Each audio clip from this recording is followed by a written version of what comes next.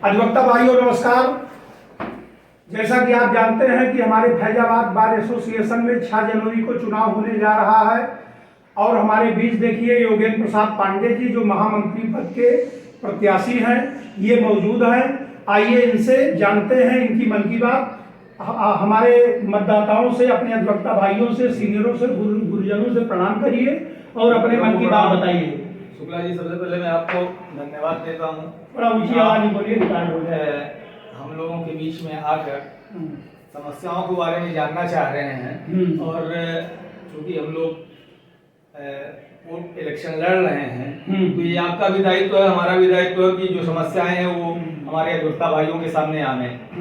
तो जो आप जानकारी चाहते हैं हमसे बताएं। तो हमारे जैसे जो सीनियर हैं, गुरुजन हैं, जो भगवान के समान हैं, उनसे आप बताइए उनके बारे में आप क्या करना चाहेंगे। ये जो हमारे सीनियर अधिवक्ता, हमारे बुजुर्ग अधिवक्ता हैं, उनकी जो परेशानियां आगे सामने आती हैं कभी कभी, जैसे हमारी न्यायपालिका की तरफ जब जाइए तो उनको सीढ़ियों में चढ़ने उतरने की व्यवस्था जो परेशानी होती है, लिफ्ट आए दिन खराब रहती है, उसके संबंध में हमारी पहली तो प्राथमिकता उनके लिए है कि अपने जिला जज महोदय से मिल करके और हाई कोर्ट लिख करके और आगे भी जहाँ भी लिखना होगा उस चीज को लिख पढ़ करके उस समस्या को दूर कराया जाए। और एक मेरी अपनी योजना है जिसको मैं सदन में रखूंगा और अपने अधिवक्ता भाइयों से प्रयास करूंगा कि जो हमारे सीनियर अधिवक्ता हैं, जो उनको एक सहायता राशि हम लोग मृत्युपरांत देते हैं कि 5 लाख रुपया उनको मृत्युपरांत दिया जाएगा। तो मेरा ये प्रयास रहेगा कि एक निश्चित धनराशि एक उम्र के बाद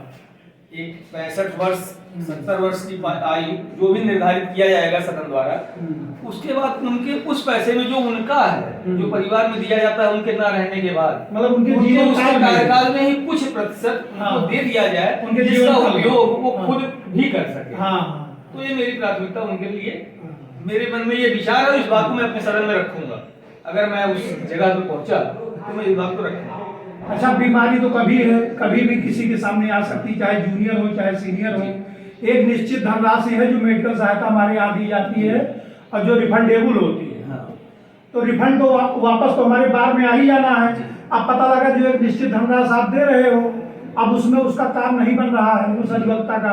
अगर मान लीजिए 1 लाख मिलता है और उसका खर्चा 1.5 लाख पौने 2 लाख का है, तो उतना रुपया और उसका अगर मिल जाता तो हो सकता है कि हमारे अधिवक्ता भाई की दवाई इलाज हो जाता और प्रयास मेरा ये रहेगा, स्वस्थ हो जाते हैं। प्रयास मेरा ये रहेगा कि सही है, आज के समय में मेडिकल ट्रीटमेंट जो है इतना महंगा हो चुका है कि जो हमारे यहाँ से सहायता राशि दी जाती है वो पर्याप्त नहीं हो पाती है। उसके लिए और वो हमारे यहाँ वापस भी आ जाता है, लेने के बाद वापस भी करते हैं। तो हमारा तो प्रयास यही है और इस बात को हम अपने सभी अधिवक्ता भाइयों के समक्ष रखेंगे कि उनका जो भी ट्रीटमेंट में खर्च हो, प्रयास ये हो कि सदन के माध्यम से उनको पर्याप्त उपलब्ध कराया जाए। और अगर नहीं हो पाता है उससे भी तो हमारे अधिवक्ता भाइयों का एक समूह है, सबका एक सहयोग रहता है, सबसे मांग कर, सबसे व्यवस्था कराकर उस चीज को पूर्ण कर, मतलब उनको पैसे के अभाव में उनका इलाज ना रुके, ये मेरा पूरा प्रयास होगा। अच्छा, हमारे जूनियर अधिवक्ताओं को बैठने की बड़ी समस्या है, क्या कहना चाहिए? ये समस्या है और ये समस्या काफी समय से चली आ रही है।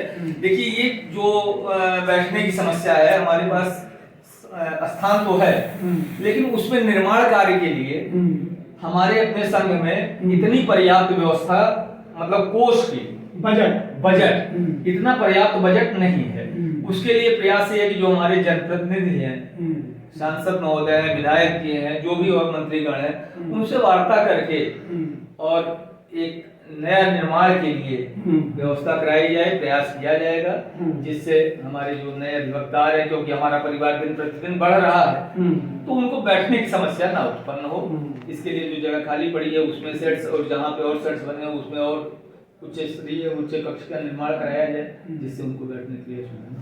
देखिए, अधिवक्ता का सम्मान सर्वोपरि है, तो अधिवक्ता के सम्मान के लिए आप देख रहे हैं कि 1 हफ्ता नहीं बीतता है किसी अधिवक्ता को उत्पीड़न हो ही जाता है। उसके बारे में आप क्या करेंगे कि प्रभावी रूप से कार्रवाई हो और ये उत्पीड़न रुके? जी शुक्ला जी, देखिए, उत्पीड़नात्मक कार्रवाई जो प्रशासनिक तौर पर विशेषकर पुलिस द्वारा किया जाता है, अगर मान लीजिए कोई घटना घटती है, अधिवक्ता FIR दर्ज कराने का प्रयास किया करता है तो सबसे पहले उसकी FIR नहीं दर्ज होती है। तो उसमें हमारा ये रहेगा कि उनसे वरिष्ठों से मिलकर उस पर दबाव बनाया जाए कि अगर किसी के अधिवक्ता के साथ कोई उत्पीड़नात्मक कार्यवाही हो तो उसकी रिपोर्ट दर्ज हो, उस पर कार्यवाही हो। और दूसरी जो परेशानियां आती हैं हमारे न्यायपालिका की तरफ से भी आती हैं, उधर से नहीं होगा तो हम अपने जिला जज महोदय से और अधिकारियों से मिलकर कि हमारा ये समस्या है, इसको आप लोग अपने स्तर से दूर करिए। अगर वो भी नहीं संभव है तो जो हमारा अपना व्यक्तिगत हथियार है तब हम उस पर बात हो सकते हैं कि हम इसके उनको न्याय मिले, उसके लिए हम जो कठोर कदम होंगे उठाएंगे। और कुछ विशेष रूप से आप और मैं अधिवक्ता भाइयों के लिए ये निवेदन करूंगा कि मैं महामंत्री पद का प्रत्याशी हूं, आप लोगों का आशीर्वाद चाहता हूं। और जो वोट नहीं चाहते, ये क्यों आशीर्वाद चाहते हैं? नहीं, आशीर्वाद रूपी वोट चाहता हूं। अच्छा, आशीर्वाद रूपी मत चाहता हूं। जो बड़े बुजुर्ग हैं उनका आशीर्वाद और वोट दोनों भी। और एक समस्या सबसे बड़ी है सभी बार हमारे जूनियरों से क्या चाहते हैं? जूनियरों का सहयोग, जूनियरों का वोट और जूनियरों के प्रति जो मेरा कर्तव्य है। सबसे बड़ी समस्या हमारे जो जूनियर्स आके पहले एनरोलमेंट यहाँ पे कराते हैं तो ये समस्या थोड़ा सा फीस की है। फीस की सबसे बड़ी समस्या फीस है। वो बेचारा कहाँ से मैनेज करके आते हैं। बार काउंसिल में हमारी फीस ज्यादा थी, उसको ऑनरेबल सुप्रीम कोर्ट ने कम कर दिया। तो एक मेरा ये अपना भी व्यक्तिगत विचार है, फिलहाल इसको सदन में रखा जाएगा। हाँ, ये अकेले का कोई निर्णय नहीं है।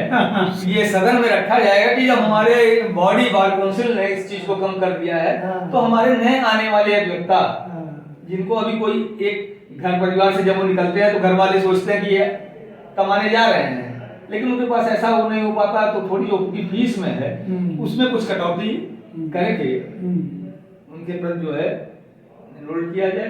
तो प्रयास यही है। और जो आपके समकक्ष जैसे एक तो जूनियर भाई हो गए, एक सीनियर अधिवक्ता हो गए, और जो आपके समकक्ष अधिवक्ता है उनसे क्या कहेंगे? जो हमारे समकक्ष अधिवक्ता हैं उनसे मेरा ये निवेदन है और उनके लिए भी प्रयास है कि समस्याएं जो उनके सामने है उनका भी एक पेशा, अधिवक्ता पेशा जो उन्होंने कर रहे हैं वो सुचारू रूप से चल रहा है। उनके पास जो जूनियर्स आते हैं उनका वो पूर्ण सहयोग करें।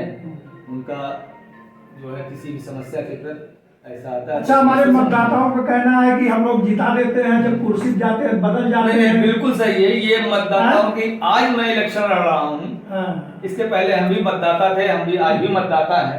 ये समस्या आती है। जी हाँ, मैं 2011 में वाइस प्रेसिडेंट के पद पर चुना गया। आपके भाई साहब भी थे? मेरे बड़े भाई साहब श्री विद्या प्रसाद पांडे जी, ये भी उपाध्यक्ष थे 2001 में। बड़े लोकप्रिय थे। जी। तो मैं जिस समय मैं वाइस प्रेसिडेंट था उस समय भी ऐसी समस्या आती थी तो हम लोग मिल बैठ के अपने सदन में चर्चा करके उसका निराकरण करते थे। और वही प्रयास भी है कि सबका सहयोग लेके, सबसे विचार विमर्श करके, सबसे राय मशवरा करके जो समस्याएं हैं उसको दूर करने का प्रयास किया जाए। ठीक है मित्रों, ये देखिए हमारे बीच में थे योगेंद्र प्रसाद पांडे जी। मैं कोई पत्रकार नहीं हूँ, मैं अधिवक्ता हूँ और मेरा सिर्फ काम है कि जो हमारे पदाधिकारी प्रत्याशी हैं उनकी बात आप तक पहुंचाना। एक चीज समस्या और सुन लीजिए। हाँ, ये न्यायपालिका में हमारे एक समय निर्धारित है वर्किंग आवर्स। ये जुडिशियल अफसरों द्वारा तमाम बार उठाया जाता है कि अधिवक्तागण काम नहीं कर रहे हैं, अधिवक्तागण की वजह से काम नहीं हो पा रहा है। तो सबसे बड़ी प्रॉब्लम जो मैंने देखा है, कोई भी न्यायिक अधिकारी समय से अपने कुर्सी पर नहीं बैठता है। उसके लिए क्या करेंगे? उसके लिए भी हमारा प्रयास यही है कि जो हमारे वरिष्ठ जिला जज महोदय हैं, पहले तो उनसे निवेदन किया जाएगा कि इस चीज को आप अपने स्तर से देखें, क्योंकि तमाम सीनियर अधिवक्ता और हमारे अधिवक्ता भाई जाके बिल 12 बजे सुनने का टाइम होता है, पीओ महोदय 12:30 बजे 1 बजे बैठते हैं। 1 घंटा आधा घंटा अपना वहाँ पे खड़े रहिए, उसके बाद सुनवाई होती है। इसके बारे में आप करेंगे एक लाइन, चूंकि देखिए वीडियो लंबा हो रहा है, कुछ भ्रष्टाचार के बारे में बोल दीजिए। भ्रष्टाचार हमारे अपने अधिवक्ता भाइयों में कोई ऐसा भ्रष्टाचार नहीं है। और जो है उस पर प्रभावी कदम उठाया जाएगा, विचार विमर्श करके देख के जैसा ऐसा लगेगा तो करके किया जाएगा। बाकी हमारे अधिवक्ता भाइयों को ऐसा। चलिए ठीक है मित्रों, ये थे योगेंद्र प्रसाद पांडे जी। आप लोगों ने ये वीडियो देखा, इसके लिए आप लोगों को बहुत बहुत धन्यवाद, शुक्रिया। आपको नमस्कार, आदाब, थैंक यू।